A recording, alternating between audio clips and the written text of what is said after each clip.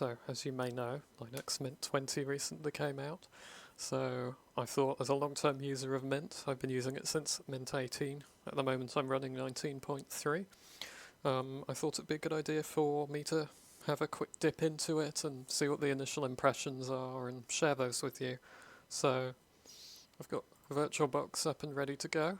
So, I'm just going to start the virtual machine. Okay, so that's already different. If I remember correctly, that already looks different. We're going to walk through installation as well. I'm going to show Mint 20 Cinnamon and Mate, but I'm only going to do installation for one of them because I imagine the installation for the other will be almost the same. But then we're just going to go through first impressions and stuff. Okay, so that started very quickly. Let's have a quick look. Oh, okay. Let's just have a quick look at the menu and see whether this looks immediately different. I think the icons have been refined a little bit.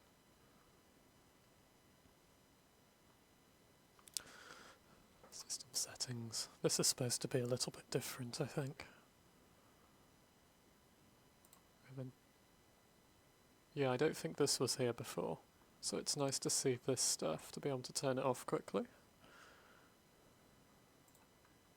Yeah, I'm pretty sure at least that the captive portal option here is new.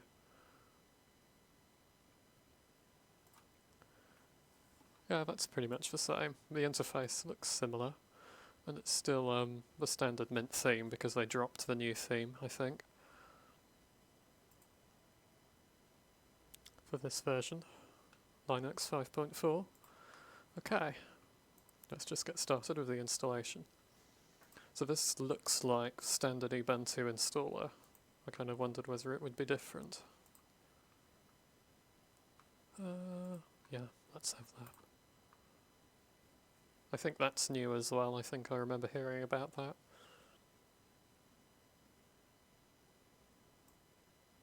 Desktop has shrunk again, but that's probably it's probably just VirtualBox weirdness. Yep, we'll erase this disk because there's nothing here. That's fine. Actually, yeah, we'll have a look at the login screen afterwards, just to see if the defaults have changed. So I'm just having a quick look at their new features thing to see what we can have a look at. So Warpinator, I could do a complicated network setup to test that, but I think for an initial impressions video that's going a bit too far. The new system tray I do want to have a look at, because I really wanted to use that in Mint 19.3, but it didn't work properly for me. So I'm going to install some of the things I have on my host that run in the tray and see whether they work properly. Performance is supposed to be better for general browsing. And there's a new GDebi.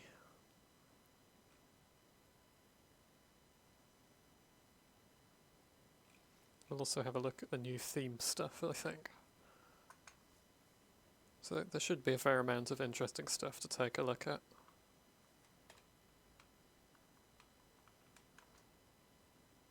My mouse seems to have vanished. I do like the new icon for the menu though. I think that looks really nice. I'm pretty sure that's a new thing. I don't remember seeing that. So the installation is now done. My mouse works, the battery was just dead.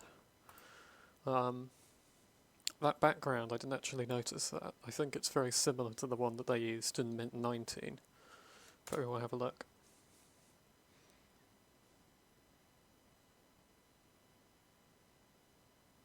Okay, so same splash screen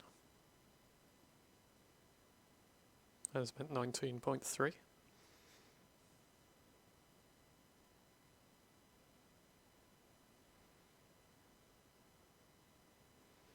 Okay. So that looks fairly similar to the start screen I'm used to. This is different. So you can pick your desktop colours and see whether you prefer a light or dark theme. But before we do any of this stuff, I'm quickly going to install the guest edition so we can get a nice big display. I'll be right back. Okay, so we're back with the guest editions installed. So first steps, this is all new, so we can pick from a variety of colours.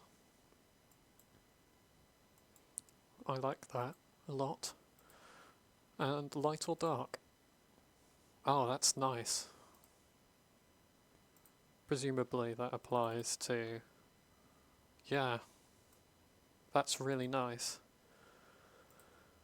Okay, I can also pick the panel layout. I think modern is the default. I would probably rather go with traditional. Maybe. I don't know. I don't really use the panel, I use a dock, so I'm not really used to seeing it either way. I'm pretty sure this is the new way of doing it though. System snapshots. I'm not going to do that today. Update manager, system settings. Let's have a quick look at system settings now that we've got it installed, shall we? See what themes we have. Right, so essentially what we just did was like a quick selection of, it quickly changes these settings. We can pick Mint Y or Mint X. Right, so that's the old style theme. Or Mint Y Dark. I'm going to pick the dark theme while we do this, just so I can see how well it gels with other things I might install. So, what have we got? See if anything in particular jumps out at me as being interesting. I mean, I don't remember this being here, but yeah, I was assuming it would just open GNOME disks. Yeah, so nothing super exciting there, but I'm loving this new theme. I should probably install updates if there are any. That's fine. If there are, I'm just going to skip ahead for you. Yep, okay. We'll fast forward this, get it done. That's something I've just noticed in the taskbar. We have a progress bar now in the taskbar. I don't know how many things that works for, but I certainly don't remember having that before. Okay, so we're back after all the updates.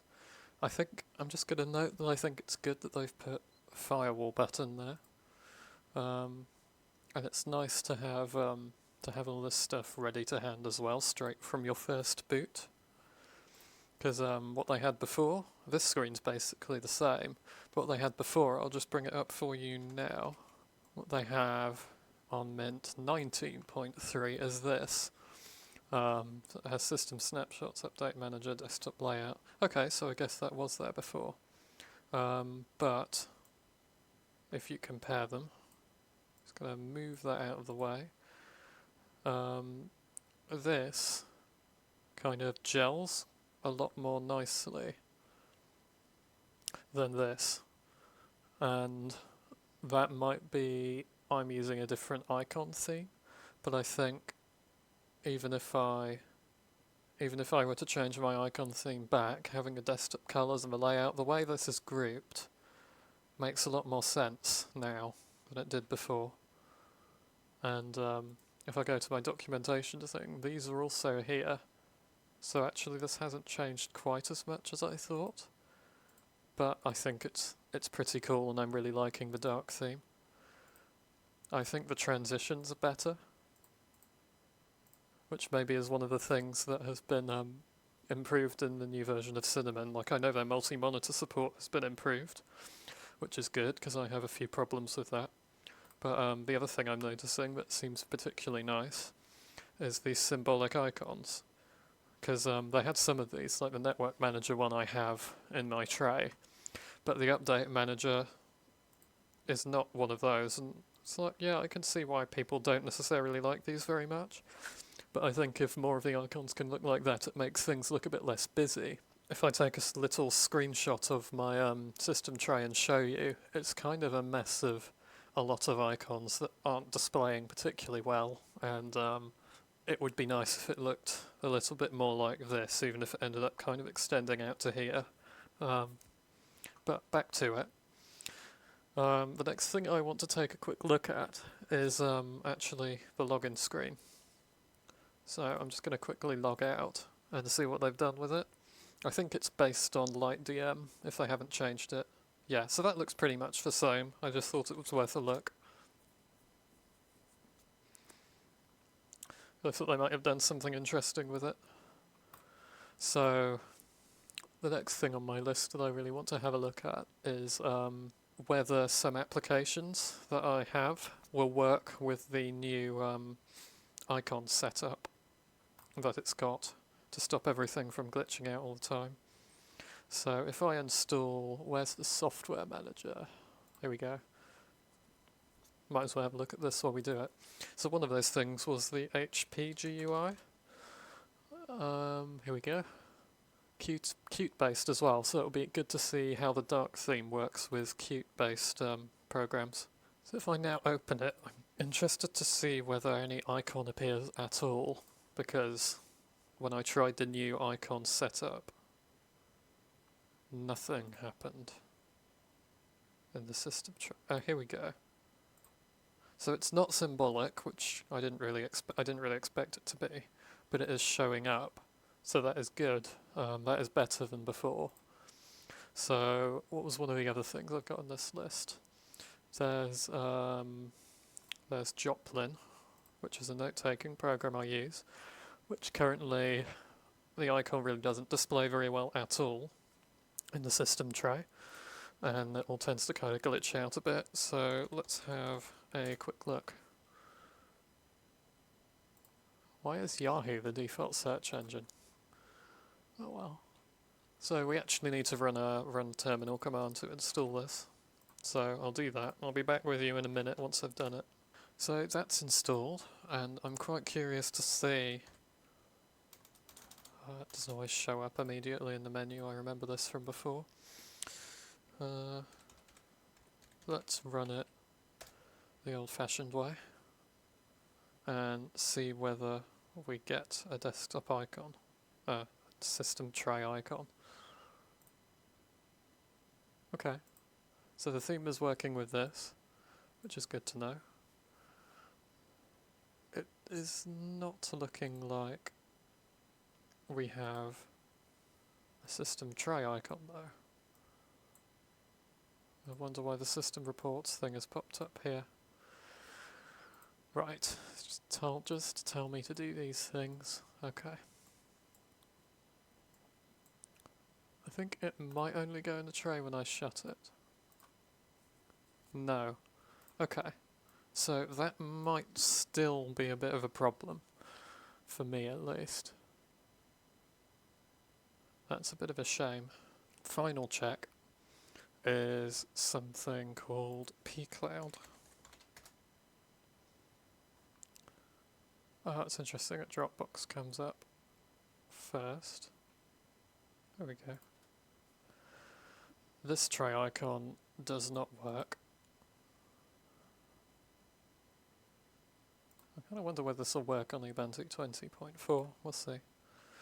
This tray icon does not work at all. This might seem like a fairly pointless thing to check, but I've had so many problems with this, particularly on Mate, that I would really like this to work, so I'm going to make an effort to see whether some of these things work, to figure out whether I personally want this upgrade or whether it's going to mess a lot of stuff up for me. Oh yeah, I remember, I need to mark it as executable. There we go. See whether we get a tray icon. So what's also interesting to note is that I forgot to kind of look at this, but HP's thing does indeed work with the theme, and it looks just fine even though it's a Qt app, so that's good to know. And pcloud is coming up in the system tray, and it even has the proper menu as well, because there's some weirdness with the menus in Mint 19 for stuff like that too. So that's good to know. I wonder whether Joplin just needs to have the option turned on, but I'm not going to fuss about it right now. So it's reasonably clear to me that they have fixed at least some of the issues with this, so that is good. That's good to see. So that's it for Cinnamon. I'm now going to record the mate portion of this video, so I will be back with you in a second, just once I've got mate installed. Okay, so we're back. I've just installed the guest editions, and my desktop background has done a slightly strange thing after messing with the window size, so I'm just going to quickly change it to something else and then change it back. There we go. Now it's alright. So this looks the same. You have your desktop colours option here again, and your dark mode option here again. I was kind of interested to see whether Mate would get that, because Cinnamon's kind of the flagship.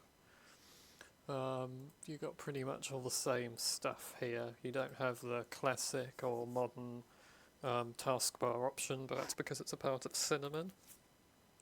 And you have your symbolic icons here and stuff. I don't know what the ... is. It's just a notification area thing. Okay. The menu looks a little bit more refined, I think. That might just be because it's dark, but I like it. I think these icons fit a lot more nicely. There's not going to be as much to look at because we've already looked at Cinnamon and that had most of the changes. But it's always interesting to see how these come down onto Mate as well, because let's see how a couple of different things look with the dark theme, because I'm not really used to it. So this file manager looks nice with the dark theme as well. I mean, I'm guessing they'll have looked at all of this stuff in great detail already, but it's just nice to have a quick look. I would like to quickly have a look at the HP thing again. I'm not going to look at the XFCE version because these two are the versions I actually use, so in terms of knowing what's new, I'm not going to know what I'm talking about if we look at the others. But it does feel very nice to use. It feels very fluid. You might notice the occasional window hitch, but that's because of a bug with Cinnamon I'm running on the host, where over time with the multi-monitor thing it becomes a bit unresponsive and needs to be restarted. That's not the fault of the software we're testing today.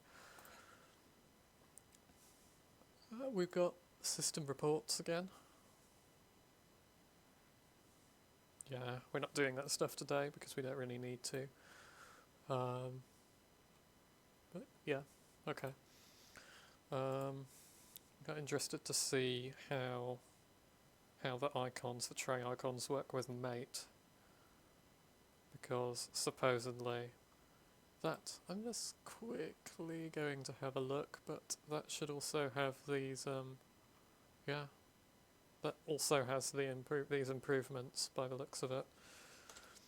So I think this is enabled out of the box on Mate as well. So if I just open the HP toolbox, there we go. It's appeared and it's not a glitchy mess, so that's probably working. And the menu's not a glitchy mess either. And the dark theme looks nice with the Q-tap, so that is good. It also worked well with an Electron app, because Joplin uses Electron, but it looked really nice. So that's good, because there have been integration issues with those as well. I'm kind of interested to see what the new GDebi looks like. So we'll just open Firefox and I'll download a Debian package from my website, which is a shameless plug, but it's what I have to hand. Let's just download this and see what happens. Open with GDebi. Ah, it does look different. Where are all the details is what I'm wondering. Is that in here? So that's the list of files. Okay. I feel like there were more details visible Maybe when you click install stuff comes up. I feel like there used to be more things that you could see just here. Let's open with GDebi on the host, same package. Let's see what it does. Yeah, so this does have more stuff. It has these tabs. So there's a description, there's a details section as well. And then that's the same as the option in the new version. So this is what's missing. Apart from the file size, but it's not much. So I guess it doesn't really matter. I quite like that redesign, it's a bit tidier. The new menu icon, it's a little bit smaller in this, but like out of the box, the Mate Edition and the Cinnamon Edition look really similar, as you might expect. They both look, just have a quick look at the default software. I know it comes with an image writer, Warpinator. Let's just open it and have a look, shall we? Even if I can't use it. I'm guessing it's looking for other computers. Nothing found, which is kind of what I expected. Let's just have a quick look at what options this has. So you can have it start on boot. Yeah, that looks quite convenient, actually.